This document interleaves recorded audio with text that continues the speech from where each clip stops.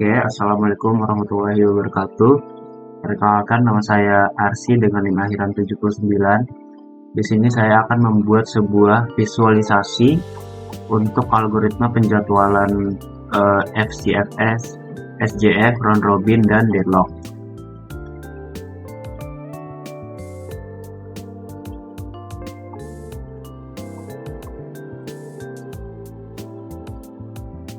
Jadi FCFS itu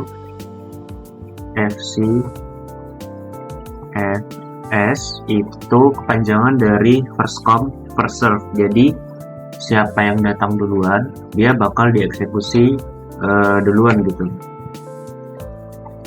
Misal di sini ada proses 1, proses 2, terus ada proses 3. Terus untuk burst time-nya misal di P1 itu 24, terus P2-nya itu 3, P3-nya itu 1. Jadi kalau misalnya kasus prosesnya begini, maka yang dijalankan duluan itu P1 kalau dia pakai penjadwalan dari FCFS itu. Jadi mau gimana pun yang awal, yang pertama kali datang itu bakal dieksekusi duluan. Selanjutnya juga gitu, selanjutnya tuh P2 baru P3.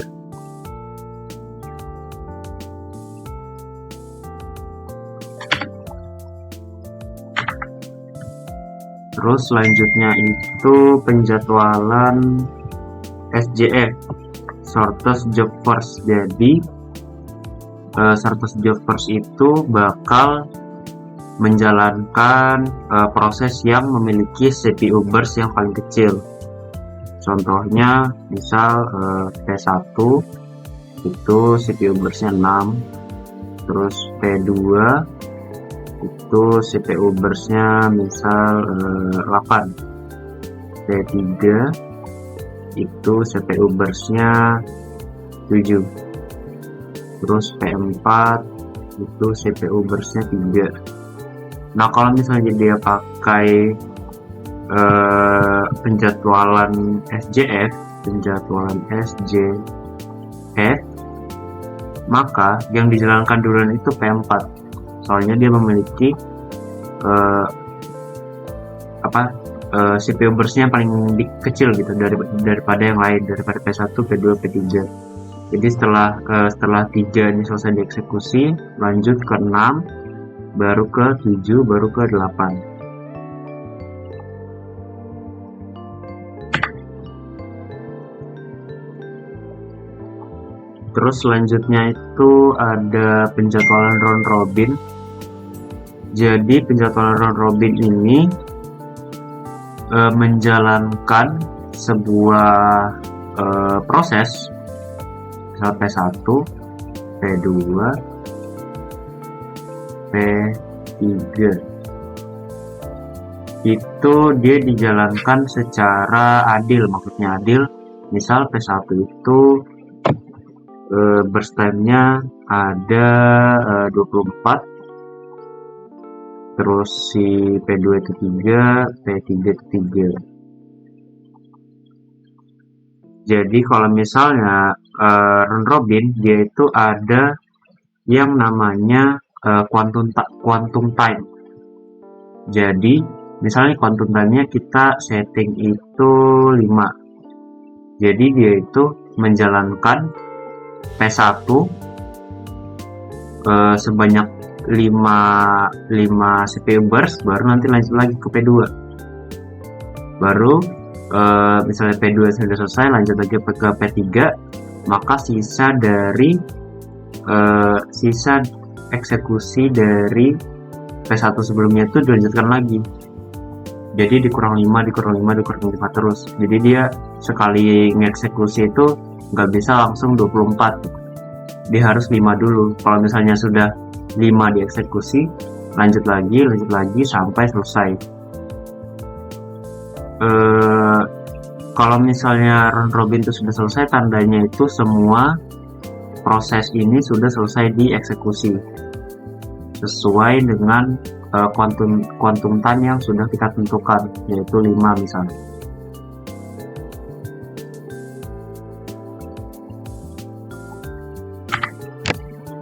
Terus yang terakhir itu ada deadlock. Jadi deadlock itu kondisi di mana setiap proses, misal kita coba bikinkan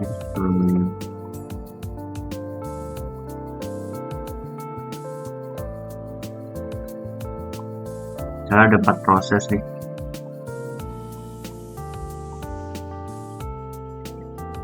Ada 4 proses. Setiap proses itu kalau di deadlock dia itu saling nunggu, misal P1, P1, P2, P3, P4. Nah, P1 ini nunggu sumber daya dari P4 ini supaya P1 itu bisa berjalan.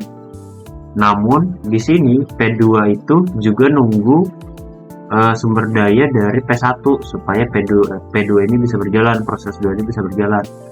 Nah, di sisi lain lagi P3 ini perlu sumber daya dari P2 buat dia bisa jalan. Terus lanjut lagi P4 ini dia butuh juga sumber daya dari P3 supaya dia bisa jalan. Ini berulang terus sampai semuanya itu saling nunggu. Jadi 1 tuh nunggu si 4, 2 itu nunggu si 1, 3 nunggu si 2, 4 nunggu si 3. Jadi di sini semuanya tuh nggak bisa dieksekusi, soalnya mereka saling saling tunggu menunggu lah. Makanya disebut deadlock. Kalau misalnya mau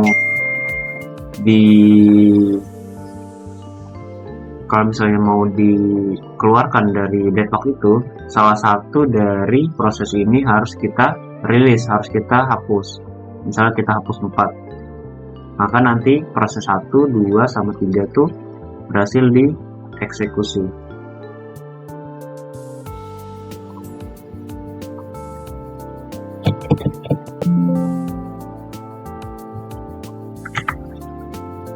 Oke, mungkin itu saja untuk visualisasi algoritma penjadwalan. Kurang lebihnya saya mohon maaf. Wassalamualaikum warahmatullahi wabarakatuh. Jadi di sini saya ingin melanjutkan video sebelumnya yang tentang visualisasi algoritma penjadwalan. Selanjutnya saya akan mempraktikkan algoritma tersebut seperti FCFS, SJF, sama deadlock di CPU OS. Kita buka CPU OS dulu. Oke, ini tampilan awalnya CPU OS.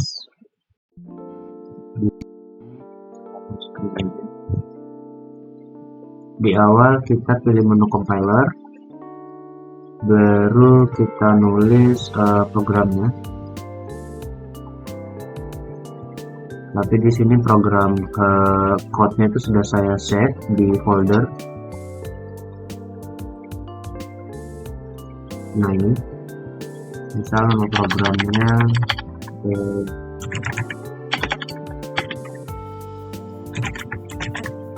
penjadwalan. Oke, di sini kita pilih menu compile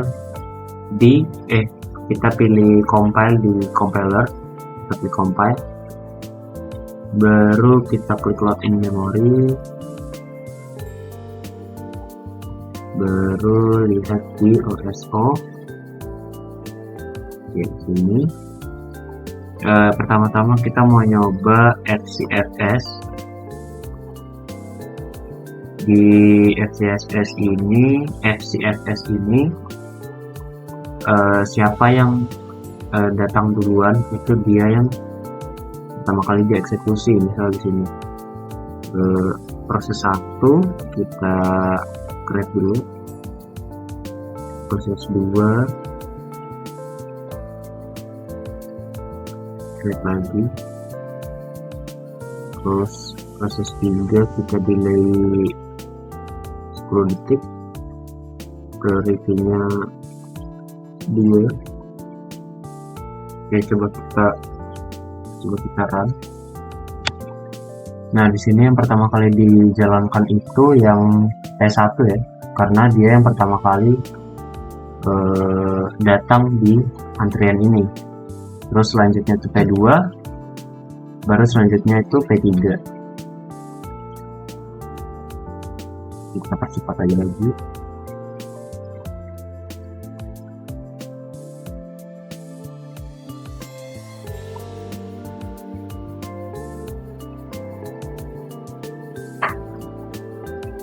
Untuk lengkapnya kita bisa lihat di view log.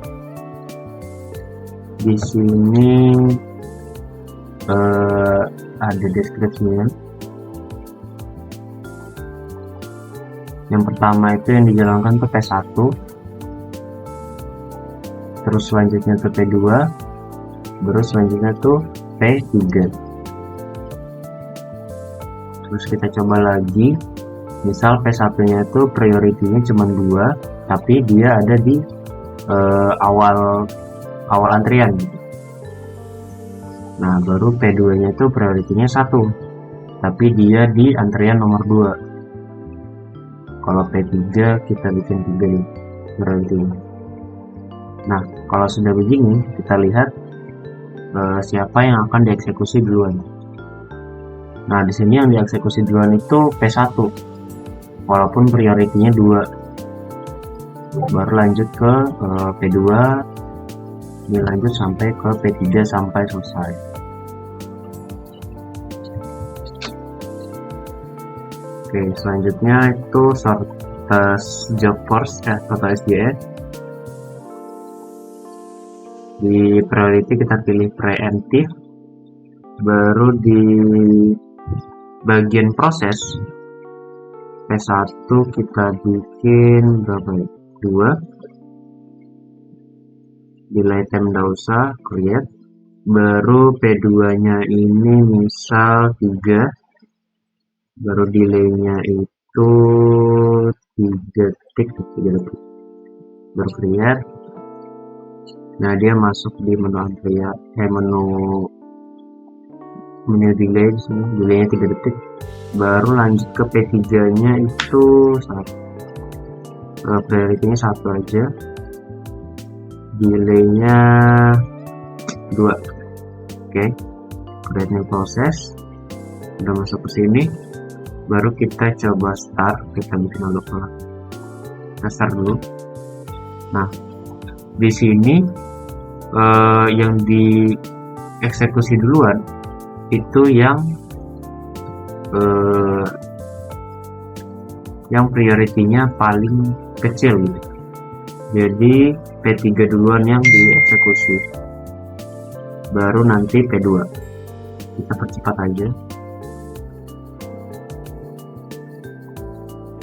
Proses list ini masih berjalan. View log di sini kita lihat, di sini scheduling same is SJF with preemptive priority. Jadi di sini kita settingnya tadi P1 itu priority-nya 2, P3 itu priority-nya 1, P2 priority-nya 3. Baru yang dijalankan duluan itu P1, baru P3, baru P2. Karena P2 itu priority-nya cuma 3, P3 ini priority-nya 1, jadi dikerjakan duluan. Oke, kita close. Selanjutnya itu round robin. Jadi soal round robin ini dia bakal menjalankan suatu proses berdasarkan waktu kuantum. Jadi kalau misalnya prosesnya seperti yang kita jelaskan di visualisasi, misal burst time-nya itu ada 20, quantum time-nya ada 5, jadi dia itu cuman menjalankan 5 dulu dari 20 burst time itu. Dia lanjut ke proses selanjutnya. Jadi semua proses itu bakal dijalanin sebanyak 5 doang, sampai semua proses itu selesai. Jadi dia ngulang terus. Kita coba praktekkan. Ini P1 berarti 4, P2 2, P3 2. Oke, mari kita jalankan. Maka dia nanti looping dulu, bolak-balik. Kelihatan di sini prosesnya. Dia naik turun, soalnya dia di eksekusinya itu dibagi-bagi gitu. Di sini saya baginya burstnya itu 5, jadi di prosesnya itu 5 terus sampai burstnya ini habis. Jadi dia bakal ngelooping terus sampai semuanya selesai. Jadi ini gara-gara saya pilih burstnya 5, jadi dia lama gitu, soalnya dibagi terus. Jadi kalau misalnya round robin, dia itu menjalankan prosesnya itu secara adil gitu, sesuai quantum time yang sudah kita bikin. Jadi nggak kayak algoritma yang lain. Kalau algoritma yang lain kan kalau misalnya prosesnya itu satu sudah lagi dijalankan, dia fokus ke satu proses itu aja. Kalau round robin dia nggak kayak gitu, dia ada aturan-aturan khusus. Oke, yang terakhir ini kita bakal mencoba simulasi deadlock. Jadi sini kita close dulu. Oke, selanjutnya saya akan mencoba simulasi deadlock. Kita buka compiler, baru di sini kita masukkan code dari deadlock itu.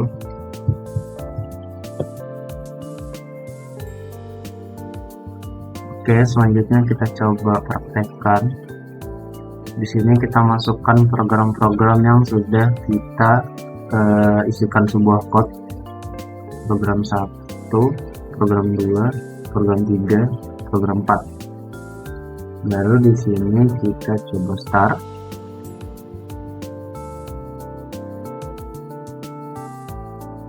Nah, di sini kelihatan bahwa prosesnya itu saling menunggu satu sama lain. Nah, di sini si P1 itu menunggu, P2 menunggu, P3 menunggu, P4 menunggu.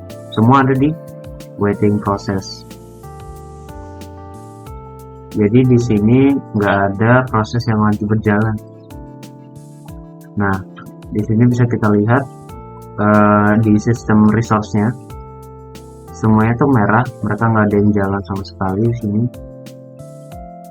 di proses list juga saling menunggu. Nah, di sini supaya mereka bisa berjalan, kita coba release, kita coba lepaskan salah satu dari proses itu. Misal kita R4, kita coba release. Nah, di sini ada yang running, P2, P1 running lagi. Di sini sudah nggak ada pesan bahwa ini deadlock. Nah, sudah hijau semua, available. Nah, sudah selesai. Proses listnya sudah kosong. Terus di view lognya juga di sini sudah semua sudah selesai dieksekusi. Nah, itu untuk simulasi deadlock gitu. Jadi dia saling menunggu satu sama lain prosesnya. Kita close lagi. Baru selanjutnya kita bakal nyoba simulasi multithreading di CPOS ini. Jadi saya sudah simpan code-nya, thread.txt. Nah, ini dia. Kita compile dulu, baru kita load in memory. Oke, baru kita lihat. Oke, di sini kita coba multithreadingnya. Baru kita klik start, kita kita kurangi speednya, baru kita lihat di sini.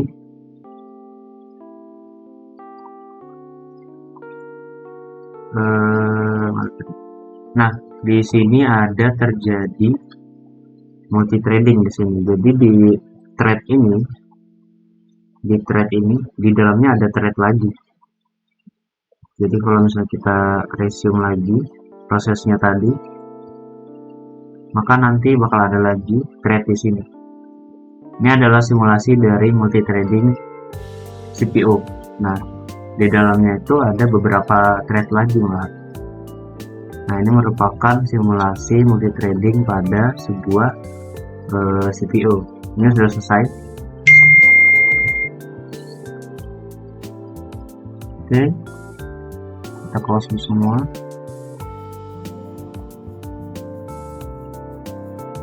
Oke, mungkin itu aja untuk praktek dari algoritma penjadwalan pada CPU simulator. Kurang lebihnya saya mohon maaf. Wassalamualaikum warahmatullahi wabarakatuh.